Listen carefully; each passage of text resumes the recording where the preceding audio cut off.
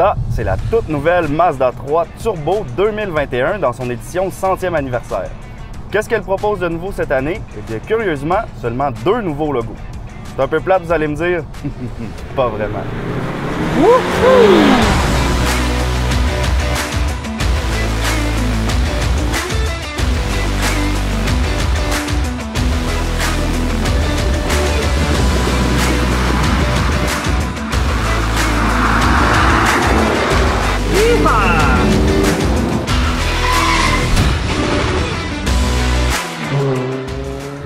On va commencer avec le logo dans les appuis-têtes puisque Mazda fête cette année son 100e anniversaire et disons qu'il y a de quoi célébrer parce qu'ils en ont fait du chemin depuis 1920 et ça n'a vraiment pas toujours été facile.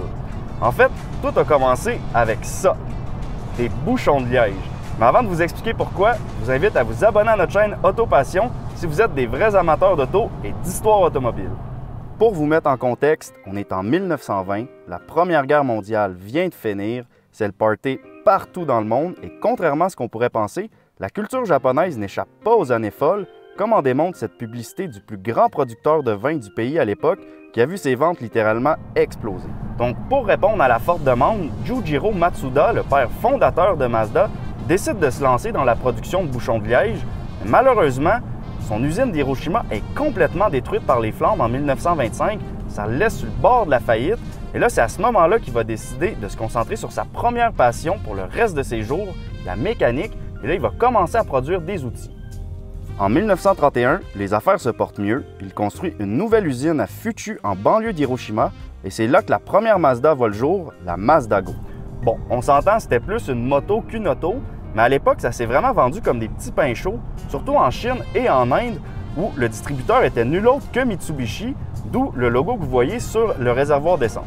Alors à partir de ce moment-là, on peut penser que tout est bien qui finit bien, mais malheureusement, c'est vraiment tout le contraire qui s'est produit. La Seconde Guerre mondiale éclate.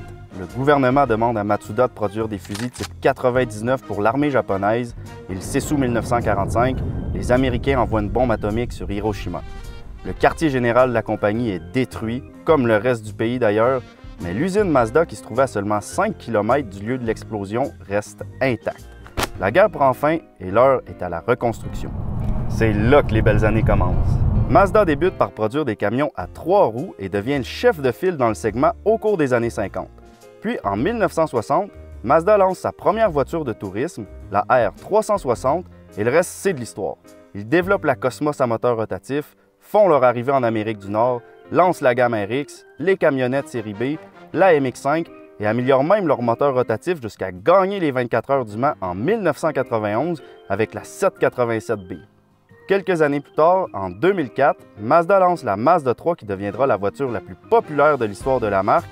Et aujourd'hui, c'est là qu'on est rendu, à la Mazda 3 de 4e génération dans son édition 100e anniversaire. Disons qu'on est loin du bouchon de liège. En fait, on se rapproche plus de la R360 parce qu'en réalité, c'est de là que vient l'ADN de la marque aujourd'hui. Quand Mazda a lancé sa R360, c'était une auto au look distinctif, très le fun à conduire, à la fine pointe de la technologie et vendue à un prix compétitif. Donc voyons voir si notre Mazda 3 Turbo 100e anniversaire lui rend hommage comme il se doit.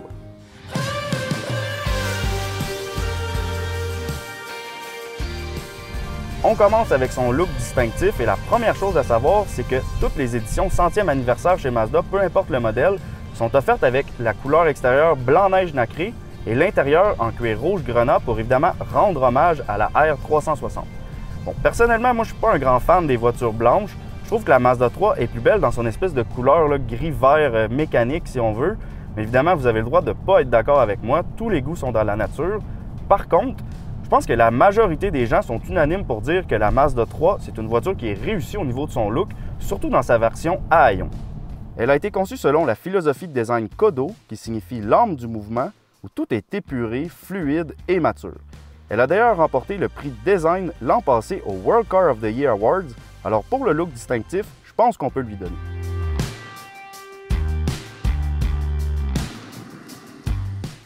Et là, justement, parlant du look distinctif, eh bien, au début, je vous disais qu'on avait droit à 2 nouveaux logos. Alors, je vous ai parlé du logo 100e anniversaire, mais je ne vous ai pas encore parlé de ce logo-là, parce que le modèle à l'essai aujourd'hui, c'est la nouvelle version Turbo.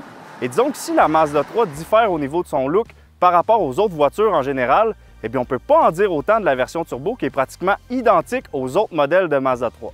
Alors en fait, les seules différences auxquelles on va avoir le droit, c'est des jantes de 18 pouces de couleur noire et des pots d'échappement qui sont un petit peu plus gros.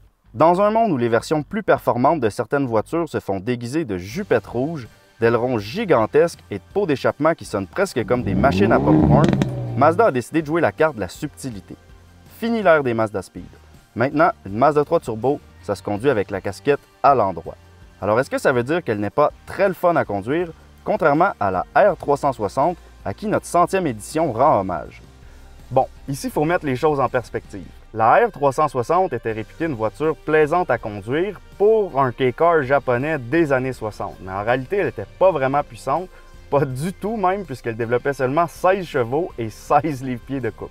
Alors, tout est relatif, mais pour ce qui est de notre Mazda 3 normale, eh bien, en 2021, on a le droit à deux moteurs, soit un 4 cylindres de 2 litres qui va développer 155 chevaux ou un plus gros 2,5 litres qui, lui, va développer 186 chevaux.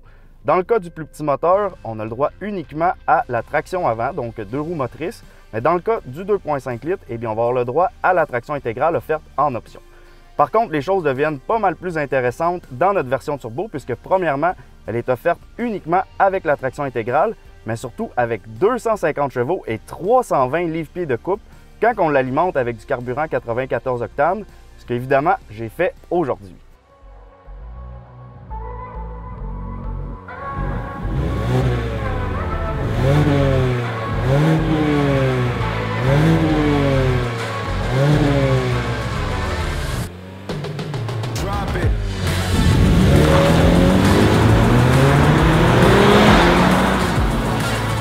Résultat, 0-100 km/h en 5,7 secondes, quart de mille en 14,1 à 99 000 à l'heure. Alors ça, c'est très rapide, presque aussi rapide qu'une Hyundai Veloster N. Mais la différence, c'est que ça se fait vraiment tout en douceur, sans drama à bord de notre Mazda 3. Presque pas assez, même moi j'aurais vraiment aimé ça avoir une boîte manuelle. Mais bon, je pense que ça, on peut oublier ça parce que Mazda, leur philosophie, c'est Jin Baitai, qui signifie le cavalier qui ne fait qu'un avec sa monture. Et avec une boîte manuelle, ça aurait donné des coups. Et là, le cavalier aurait probablement tombé en bas de sa monture. Par contre, on a le droit à une nouvelle suspension qui a été réajustée pour être plus agile. Ça colle super bien. Mais encore là, contrairement à ses concurrentes, ça se fait de façon beaucoup moins dramatique. Même avec l'ancienne Mazda Speed 3, ça serait probablement fait une hernie discale dans les nids de poule qu'on vient de passer. Mais pas avec notre Mazda 3 Turbo, c'est une voiture qui est plus mature et moi je l'adore. En fait, oui, elle est mature, mais le terme qui la décrit le mieux, c'est l'expression anglophone « sleeper ». Elle a beau avoir un look subtil et un son d'échappement pondéré, ça reste une voiture capable et honnêtement très le fun à conduire. Elle rend donc bien hommage à la R360 à ce chapitre-là. Ça nous amène donc à parler du troisième point, soit être à la fine pointe de la technologie. Alors, au niveau de la conduite, cette année, on a le droit au nouveau système G-Vectoring Plus sur la version turbo, qui va faire en sorte de rendre l'auto beaucoup plus dynamique parce qu'il peut envoyer 3 fois plus de coupe à l'arrière par rapport aux versions normales de la Mazda 3. Et ça risque aussi d'être assez le fun dans la neige pour drifter. Pour les plus geeks d'entre vous, notez que l'aspect le plus technologique au niveau mécanique se trouve au chapitre du taux de compression très élevé du moteur, soit 10,5 pour 1, ce qui est comparable à celui du 6 cylindres à plat turbo-compressé des Porsche 911, qui dans son cas s'établit à 10,2. Mais bon, les taux de compression, c'est bien beau, mais là c'est le temps de passer à la pièce de résistance et j'ai nommé l'habitacle.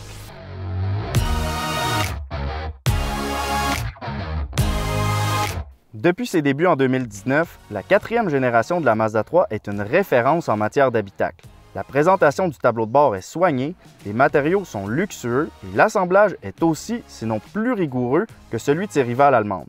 Et dans l'édition 100e anniversaire, on a droit à un fini noir et blanc sur le tableau de bord, de superbes sièges en cuir rouge, mais surtout des tapis rouges qui donnent un petit look rétro que personnellement j'adore. Une autre chose qui fait que j'aime être assis dans une auto ou non, c'est son volant parce qu'évidemment je l'ai dans les mains à longueur de journée et disons qu'ici il est vraiment mais vraiment bien fait. On n'est pas encore au niveau des Mercedes, mais on est vraiment pas loin. Pour ce qui est du système multimédia, on a le droit à un écran de 9 pouces, contrôlable avec les boutons ici dans la console, qui sont situés relativement haut pour qu'on puisse garder nos yeux sur la route. Bon, est-ce que j'aurais aimé qu'il soit plus près et qu'il soit tactile? La réponse c'est oui. Mais est-ce que ça m'empêcherait d'acheter une Mazda 3? La réponse c'est non. Malgré tout, l'habitacle de la Mazda 3 est clairement un excellent endroit pour passer du temps. Alors, est-ce que la Mazda 3 Turbo 100e anniversaire est à la fine pointe de la technologie? Si on la compare aux autres japonaises, ça fait aucun doute. Par contre, si on la compare aux allemandes comme la classe A chez Mercedes, eh bien disons que le système MBUX est à la très fine pointe de la technologie. Par contre, il y a un coût qui est associé à ça, et justement, parlant de coût, voici ce que vous devez savoir sur le prix de la nouvelle Mazda 3 Turbo 2021. Son prix de départ se situe à 33 900 $, soit à peine 700 $ de plus que la version GT à traction intégrale, ce qui est assez intéressant vu l'augmentation de puissance considérable. Pour ce qui est de notre version 100e anniversaire, on parle plutôt d'un prix de 37 100 $, ce qui est quand même abordable considérant la puissance et le raffinement qu'elle offre. Alors, pour le prix compétitif, encore là, elle passe le test. C'est donc sur ce que se termine l'essai d'aujourd'hui. Alors, si la Mazda 3 Turbo 2021 vous intéresse, je vous invite à venir en faire l'essai dans l'une des 4 concessions du groupe Bocage Mazda. Et d'ici là, si vous avez des questions, n'hésitez pas à nous les laisser en commentaire. Et si vous avez apprécié cette vidéo, n'oubliez pas de cliquer sur j'aime. On se revoit bientôt pour une prochaine capsule.